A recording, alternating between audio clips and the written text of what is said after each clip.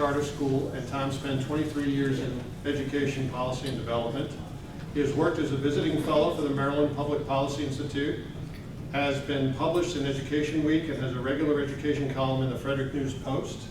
He has trained elementary through high school teachers across Maryland in computer science instruction, was a top 10 national finalist in the bipartisan Moonshot for Kids contest for his proposal to use scientifically based reading instruction. Tom is a very strong expert in reading instruction and reading in general, but I didn't know that until I actually read this, so I'm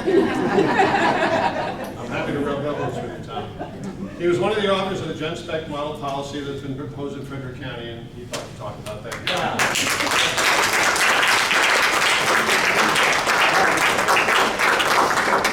Thank you, Jim. Now we're to the proposal here. So the first thing is just a goal, right? So if you're going to have a proposal, you're going to have a reason why you're doing it. And we really want all students to develop stable adult identities and live freely, visibly, and openly in society. So we want to make sure we're very clear about that. There's no issue of trying to make people not live visibly. We want them to be visibly. We want to create a school environment that's supportive of students' identity exploration, and it's neutral with regard to identity outcomes. So if you end up being transgender, great. If you don't, great. Like, we're encouraging the school simply to be neutral in that regard. So there's no agenda in either direction. So it's a 27-page policy. It will set the record in Frederick County for the largest policy ever. But it's all on one slide. So this is the short version, right? So if we compare the current and the proposed, in the different categories, I'll just go through them. So parental notification. In the current policy, it's actually optional. So if a child says they don't want to tell their parents that they are transgender or having gender questioning and they want to change their name and pronouns, the school will honor that. The school will not tell the parents. Even a 5-year-old in kindergarten, right? Doesn't matter the age. They're just going to say, yep, we're going to keep it a secret from your parents. In ours, it's guaranteed, but with a very important exception, which is if the schools have had issues with these parents and they realize there's something going on there, it's maybe not safe for the child to be dealing with these parents, there is an exception. So if the parents are found to be unfit, the schools cannot tell the parents. So it's not any kind of forced outing. It's simply saying that if there's reason to believe the child is unsafe, yeah, we're not going to tell the parents. And we're going to have formal proceedings with Child Protective Services. We're not just going to do this in secret. We're going to make sure that we're going through formal channels, which, by the way, is constitutional. It's actually required. It's a 14th Amendment issue. Parents do have rights to have a due process before their parental rights are removed from them. You can't just do that. You have to go through a formal process. So ours is constitutional. The current one is not. School approach. So the school is going to affirm your gender choice. In other words, your name and pronoun, whatever you pick for your name and pronoun, they're going to affirm that. There's no other options. That's it. That's the only thing in the current policy that you do when a child tells you that they want to change. But in our case, in our proposal, we're letting the parents pick. We're saying you can choose affirmative therapy. So if you want your kids to have their name and pronoun changed, great. As long as the parent says it's okay, the school will do that. But if the parent says, no, I don't want to do that. I want traditional psychotherapy. I don't want any intervention. I want to do what we used to do 10 years ago, which was called wait and see. They can do that. And also, it's important to point out that conversion therapy is not allowed. Even if parents want it, we will not allow it to happen. FCPS will not do that.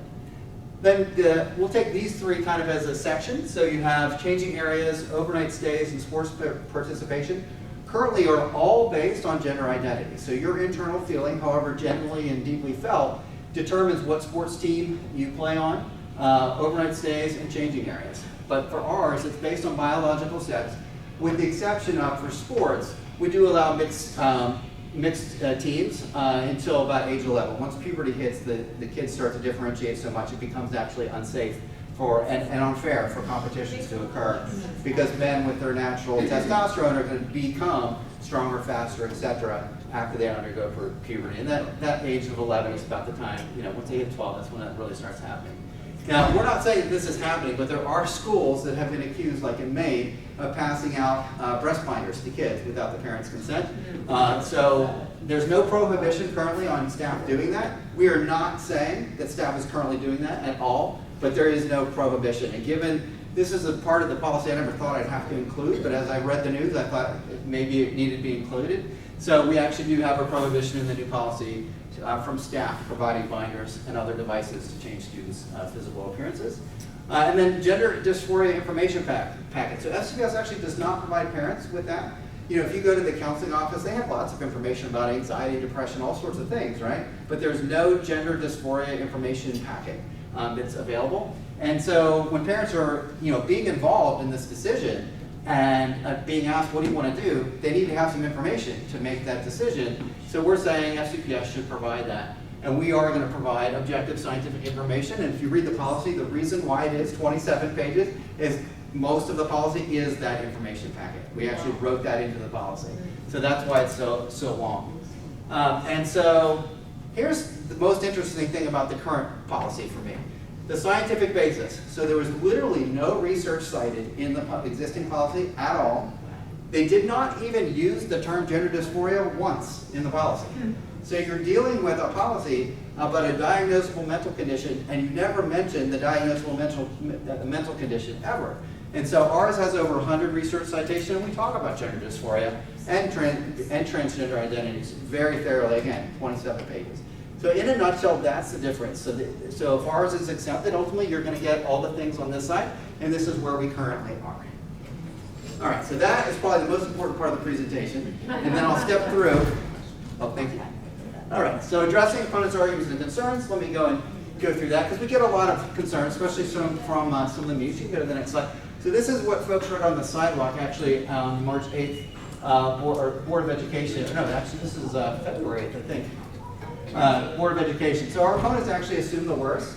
So they'll say things like, well, you're trying to erase transgender identities, we're not. You're trying to be bigoted, we're not. All sorts of things here you can see. But we have nothing against anyone. We just want a policy that involves parents. And we want kids to be in an environment where they can be supported in, if their parents agree, pursuing a transgender identity, getting that affirmative care, or not. That's it. All we want to do is make sure parents are involved and the kids are not deciding this on their own. That's really the difference between what's there now and what we're proposing. All right, let's see, you can go to the next one. The other thing is, a lot of the arguments we've heard at Board of Education meetings are very ad hominem. So instead of saying, well, I disagree with that study, it's wrong because of the following 16 reasons, they don't ever say that. Our opponents say, you guys are transphobic, you have bad intentions, it's all ad hominem. Say something else too. So that's what's been most of the... We were doing, thank you, we were doing very well. Let's continue to be civil. There'll be time for your conversation. So unfortunately, that's been the predominant argument.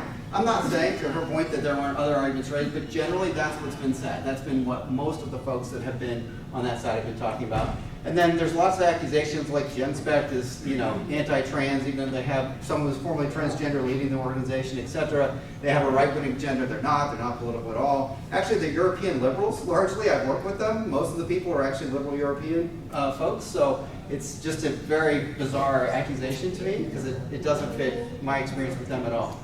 So again, you know, Dr. Erica Anderson's transgender woman. You saw her picture earlier from Dr. Goonan's presentation. She actually supports our position just based on what she's written. They're one and the same. And she has said, look, there's no medical organization or psychological organization that recommends keeping secrets from parents. There's nobody that says this is the right way to do that, and that's what we're saying. Let's not keep secrets from parents. So again, parents supporting this policy, we just want to make sure our rights are respected. That's it. We're not advancing a political agenda or erasing LGBTQ people or any of that. That's horrible. We're going to erase a group of people. That's ridiculous. So we are not interested in that. We get accused of that a lot, and it's not just us. Everyone across the world that mentions these facts gets accused of that. That is largely the defense. That is the other side's primary argument. That is what they say the most. This isn't to say there aren't other good, better arguments against us. I think we could argue against us maybe a little better, but this is where what is led with, and that's unfortunate. That's not civil debate, that's just name calling. So we hope to avoid that. All right, next slide.